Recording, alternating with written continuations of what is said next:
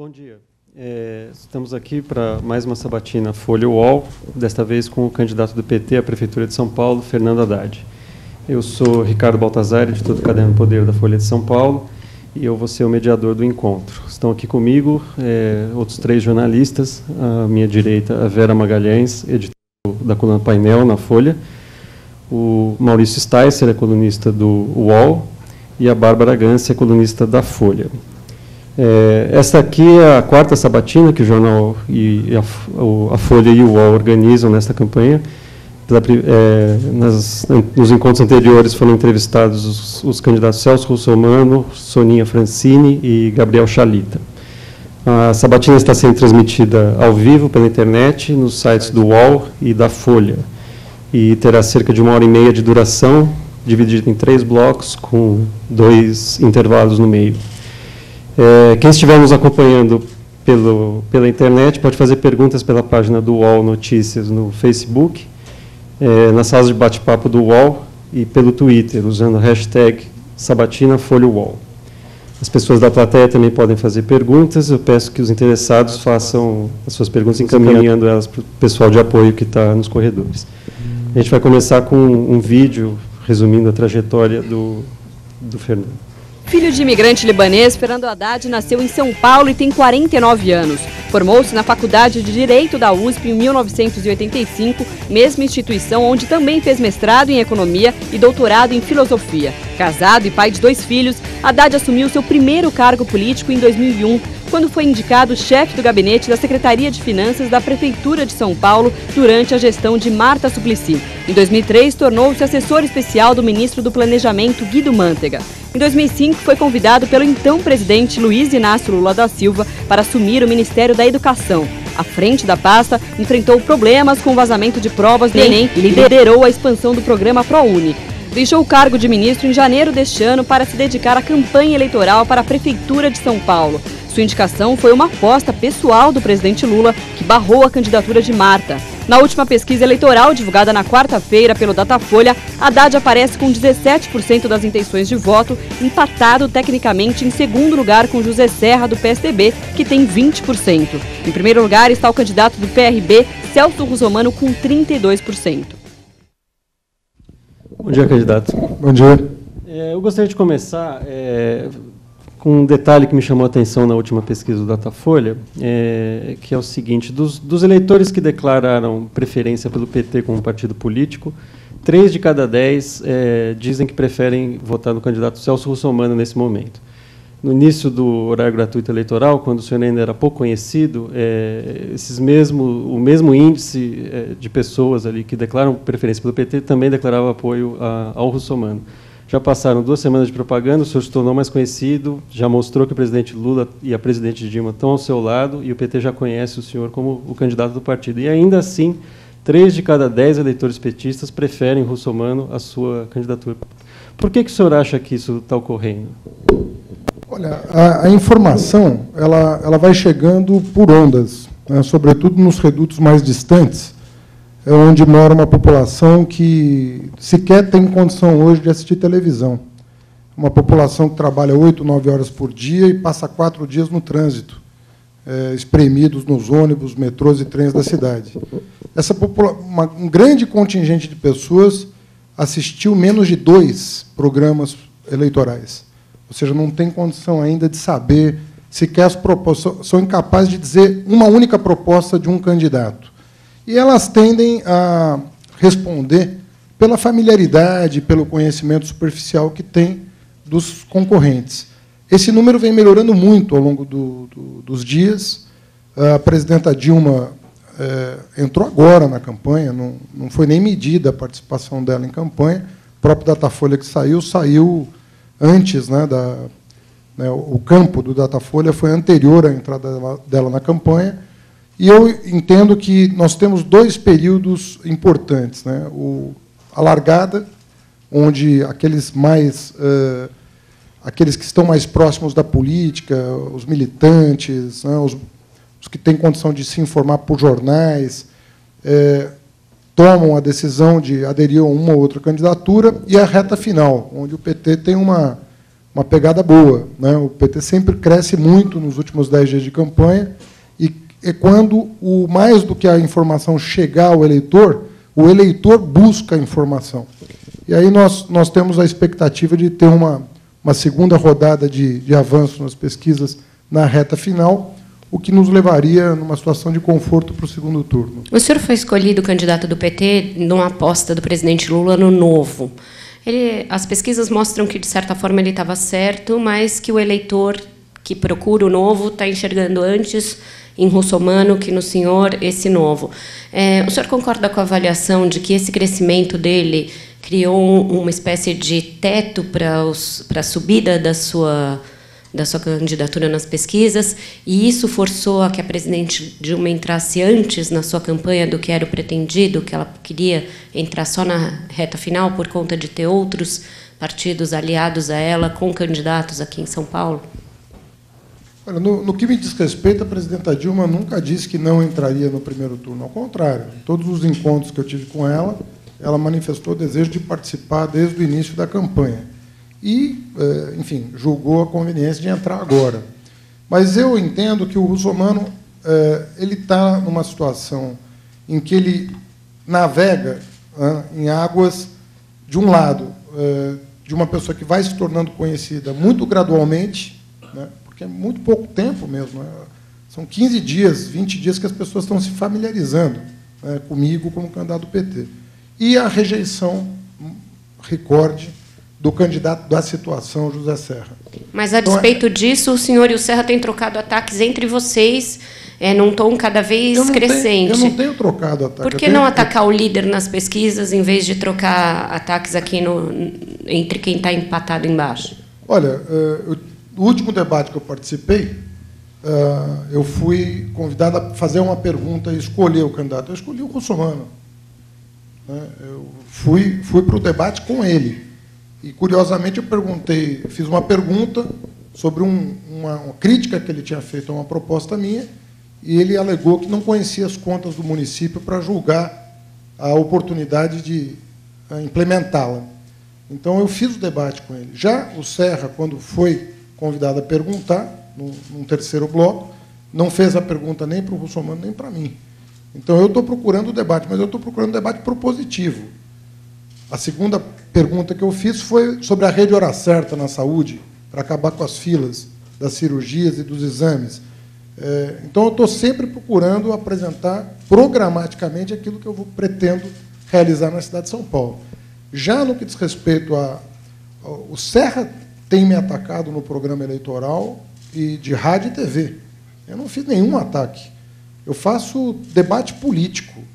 Eu discuto a cidade, se a cidade construiu muito ou pouco a moradia, se a cidade construiu muito ou pouco o corredor de ônibus, se a cidade avançou nas políticas públicas, né? Se construiu os hospitais prometidos, as creches prometidas e assim por diante.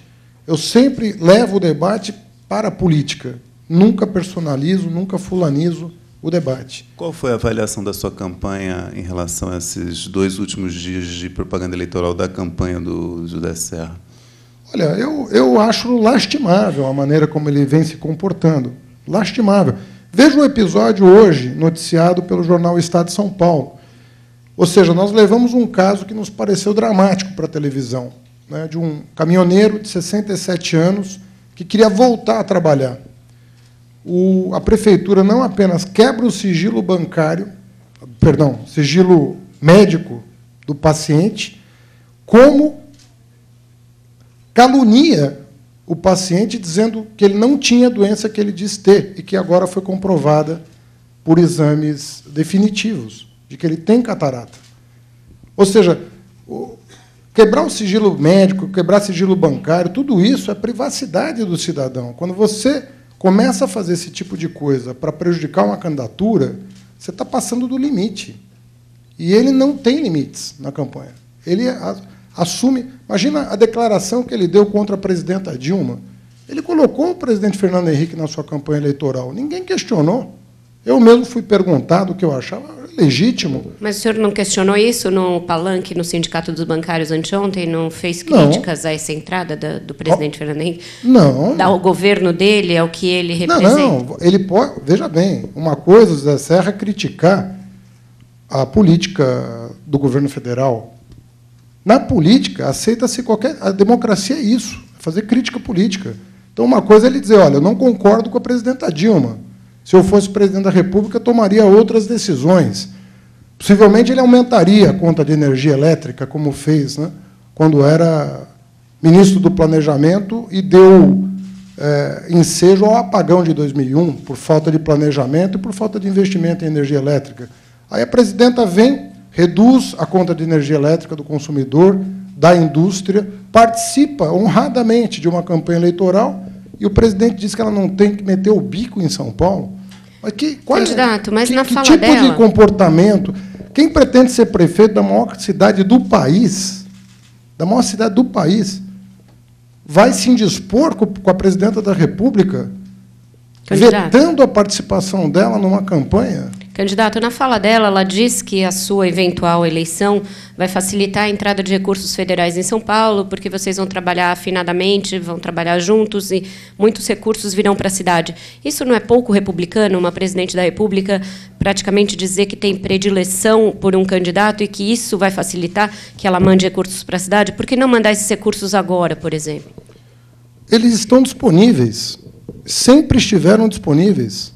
A prefeitura alegou dificuldade de preenchimento num formulário eletrônico para não receber 250 milhões de reais para a construção de creches em São Paulo. Onde é que nós estamos?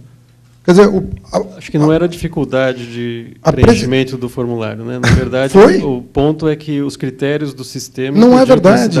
Não é verdade. Se você entrar hoje no portal do Ministério da Educação, a presidenta, quando relançou o Pró-Infância, na verdade, o programa é do presidente Lula, e ela incorporou ao PAC, porque ela achou estratégico a questão da educação infantil para o futuro da nação. E ela incorporou ao PAC. Quando ela incorporou o PAC, ela me chamou ao Palácio do Planalto e me pediu que fizesse constar no portal do Ministério da Educação a quantas creches cada prefeitura teria direito. E isso está há 1 ano e meio na página do Ministério da Educação. São Paulo tinha direito e tem direito a 172 creches. Aí o secretário alega dificuldade de preenchimento de formulário eletrônico, que foi feito justamente para facilitar o preenchimento. Tudo que é eletrônico é feito para facilitar e não para dificultar, para dar mais transparência, para permitir o controle dos órgãos de controle e assim por diante. Na verdade, não houve iniciativa por parte da prefeitura nessa e em outras situações. Porque no PAC Mobilidade também houve pouco interesse da prefeitura na construção de corredores com verba federal. E eu poderia citar o Minha Casa Minha Vida, que não chegaram a São Paulo, que poderiam ter sido construídas. Então, o que ela está dizendo é o seguinte, nós precisamos... São Paulo é muito importante para o Brasil. É muito importante para o Brasil. É importante em vários sentidos. Primeiro, a principal metrópole do país. Segundo lugar, se você pegar Xangai é muito importante para o desenvolvimento da China. Ou seja, Xangai é um projeto nacional da China. São Paulo tem que se tornar um projeto nacional do Brasil. Nós precisamos, o Brasil precisa de São Paulo. E assim sendo, ficou essa briga de PSDB e de PT, e vocês esqueceram do Russomano. O que aconteceu? O que vocês fizeram de errado, tanto o PT quanto o PSDB? Vocês ficaram um batendo boca com o outro e continuam, e o Russomano está lá, livre, leve e solto. Na sua avaliação, o que vocês fizeram de errado em relação ao Russomano?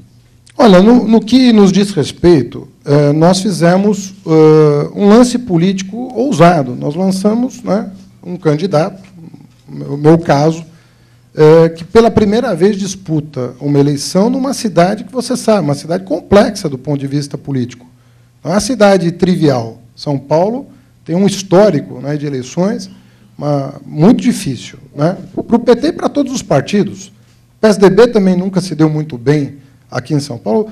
O Fernando Henrique já foi derrotado em São Paulo, Alckmin já foi derrotado em São Paulo 2 vezes, José Serra já foi derrotado em São Paulo 2 vezes. Então, não é uma... Né, o PT Eduardo Suplicy já foi derrotado, Marta já foi derrotada. Enfim, é uma cidade que nós sabemos que tem uma complexidade política muito grande.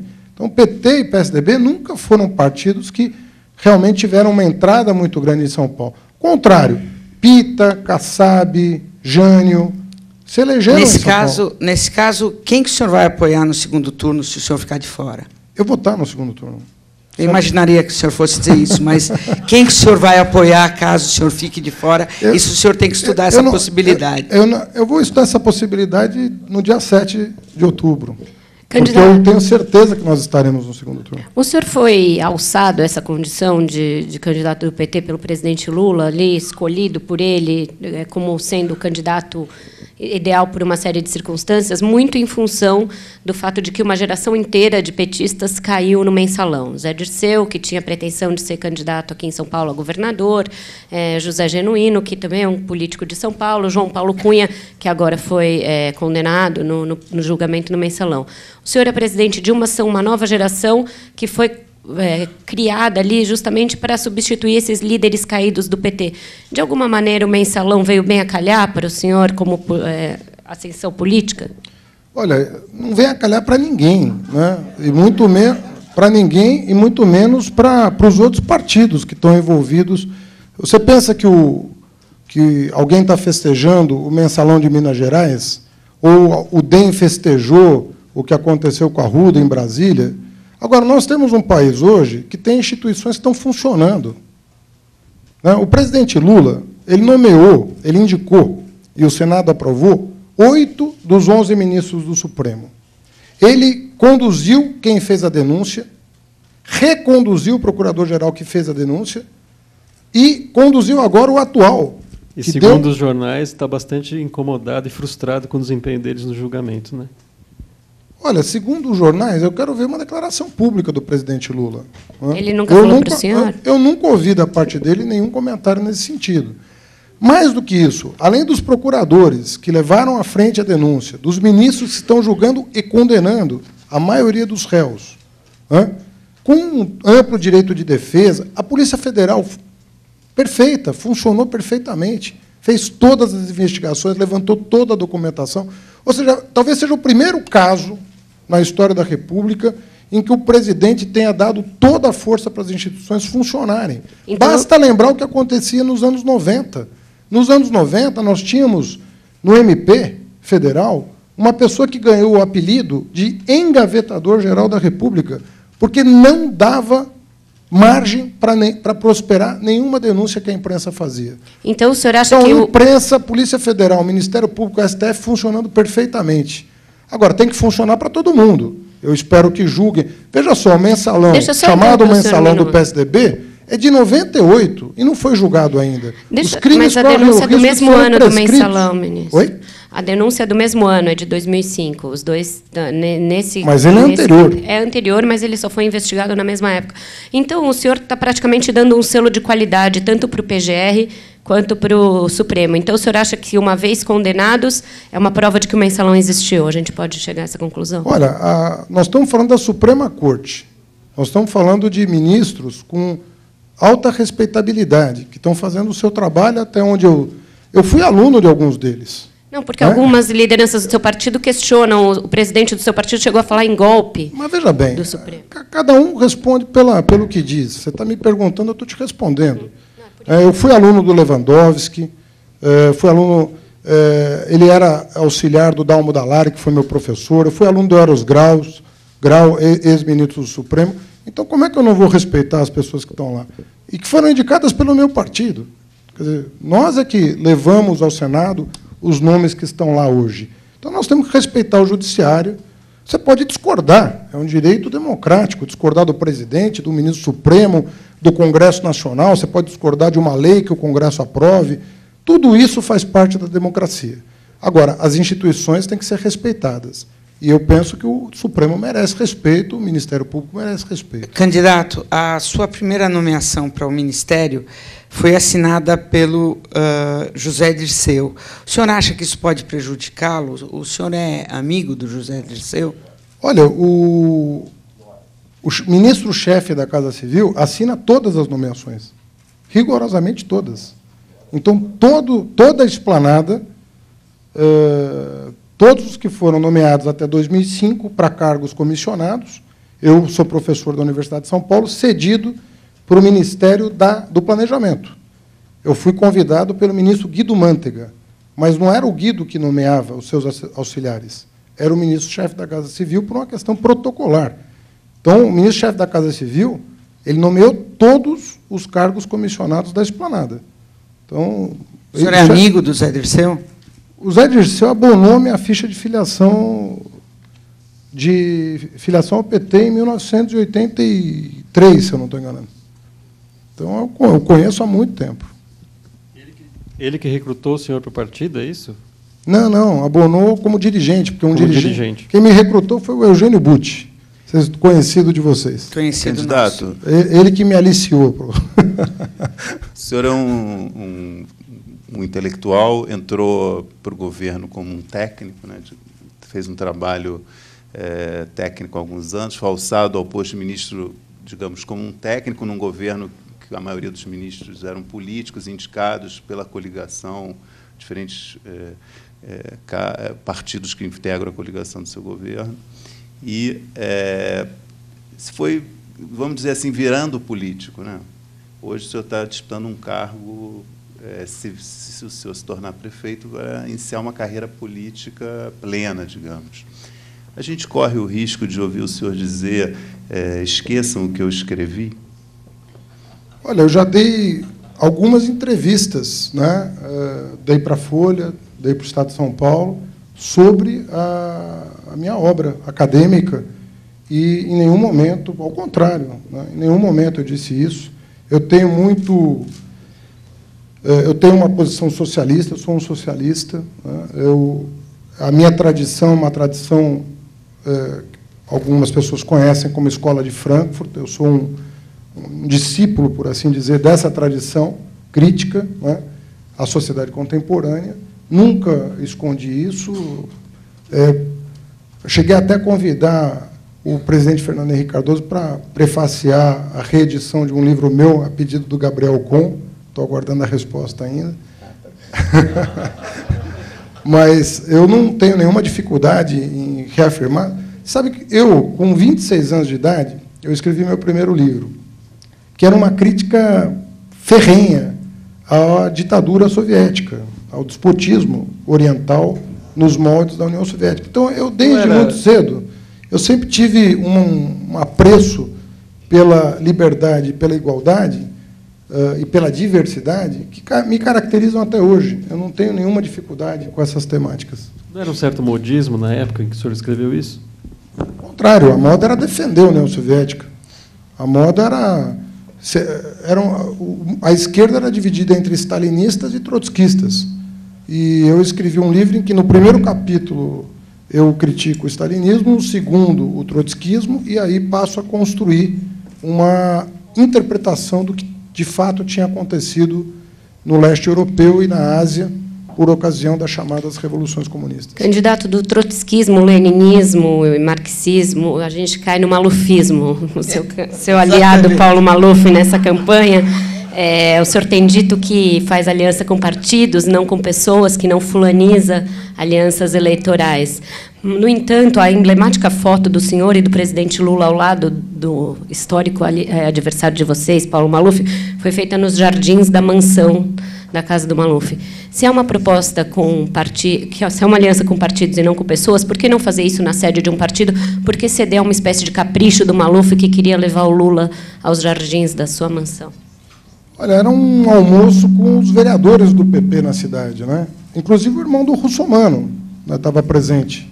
O Átila Russomano, irmão do Celso, é vereador do PP e não saiu do partido até hoje. Então, era um almoço com os vereadores do partido que queriam manifestar o apoio. Agora, eu fico me perguntando o seguinte: o PP ele apoia o governo Lula e Dilma desde 2004. Apoia o governo Alckmin também, né? E esse tipo de pergunta não é feita. Eu entendo que nós, da mesma maneira que nós estamos fortalecendo as instituições que eu citei, o Judiciário, o Ministério Público, a Polícia Federal, os partidos não são diferentes. Os partidos precisam ser fortalecidos. Por que eu não acuso o Serra pelas eventuais ligações dele, políticas, com pessoas que hoje estão sob suspeita ou até condenadas? Porque é muito emblemática aquela foto do senhor no jardim do Maluf. Isso aí ficou muito, né? Mas deixa eu... O que a gente queria saber é o que foi prometido para o Maluf em troca do apoio. Porque a gente sabe que para a Marta foi prometido um ministério. Não é verdade. Ficou muito forte para o eleitor o senhor no jardim da casa dele. O senhor sabe disso. Ele é procurado pela Interpol, ele é procurado pela polícia. É muito forte aquela imagem. Deixa eu primeiro falar sobre a Marta. As pessoas estão dizendo, na minha opinião, equivocadamente, né, que a Marta abre espaço para o PR no Senado vir a me apoiar em São Paulo. Se essa conta tivesse sido feita, essa decisão teria sido tomada 6 meses atrás. A presidenta Dilma não age dessa maneira. Agora, negar que a Marta tem todas as condições de assumir o Ministério como Ministério da Cultura é negar que ela é a prefeita mais bem avaliada, segundo o Instituto de Pesquisas do Grupo Folha. O Datafolha publicou recentemente uma avaliação dos ex-prefeitos de São Paulo, em que ela figura como líder, como a prefeita mais bem avaliada. Então, imaginar que a melhor prefeita de São Paulo não pode assumir o Ministério da Cultura num quadro em que a gestão não vinha respondendo a algumas questões colocadas pela comunidade cultural, artística e tudo mais, de produtores, né? Eu acho que ela tem todas as condições. Tudo bem, candidato, mas quem vai ficar no Senado é um suplente que a gente já sabe que já tem problemas. Isso é um desprestígio para o Senado, não é? E deixa eu emendar uma pergunta na da Bárbara. Vocês criticam muito o José Serra por ter deixado a prefeitura para o Kassab. Mas daí tem que perguntar para o Serra. Ela é eleita numa cadeira do Senado. Então, mas a Marta é eleita para uma cadeira do Senado pelo PT, uma senadora do PT, uma senadora de São Paulo do PT. Abrir mão dessa vaga para deixar uma pessoa que tem problemas, como a Bárbara falou, não é a mesma coisa que o Serra fez aqui na prefeitura? Não, porque ela não está renunciando ao mandato dela. Ela não está renunciando ao mandato dela. A qualquer momento, se ela achar que o desempenho do seu suplente está prejudicando o andamento de temas que lhe são caros, ela pode, a qualquer momento, retornar ao mandato dela. E para além do governo Dilma, inclusive. Então, ela foi eleita para 8 anos de mandato. Então, ela está até, para além de 2014, ela é senadora. Então, ela não está renunciando ao mandato dela. Se ela fosse eleita prefeita, aí sim, ela estaria abrindo mão do mandato dela. Aí ela teria feito o que o Serra fez. Ainda sobre a aliança que o senhor fez com o Maluf, o senhor saberia apontar um item do seu programa de governo que foi discutido com o partido dele? Olha, o meu plano de governo foi submetido a... O meu plano já estava muito adiantado quando as alianças foram feitas. Tanto é que eu fui, até onde eu sei, o único a apresentar um programa com começo, meio e fim. Eu tenho um plano de mais de 100 páginas, elaborado por mais de 400, 500 especialistas nas várias áreas, em seminários realizados publicamente, professores de todas as universidades importantes da cidade de São Paulo participaram, lideranças comunitárias de todos os bairros participaram, e o meu programa estava mais adiantado e foi muito bem elaborado. Então, o PP não teve nenhuma participação? O PP, o PSB e o PCdoB receberam o material antes da sua divulgação final, no dia 13 de agosto, e puderam se manifestar sobre inclusão de propostas, e isso a equipe toda sistematizou antes do lançamento, de maneira que esse programa estava muito adiantado quando as alianças foram firmadas, mas ele foi submetido honestamente, corretamente, a todos os partidos que apoiam a minha candidatura. E eu não vou abrir mão de uma linha disso aí. Você pode anotar.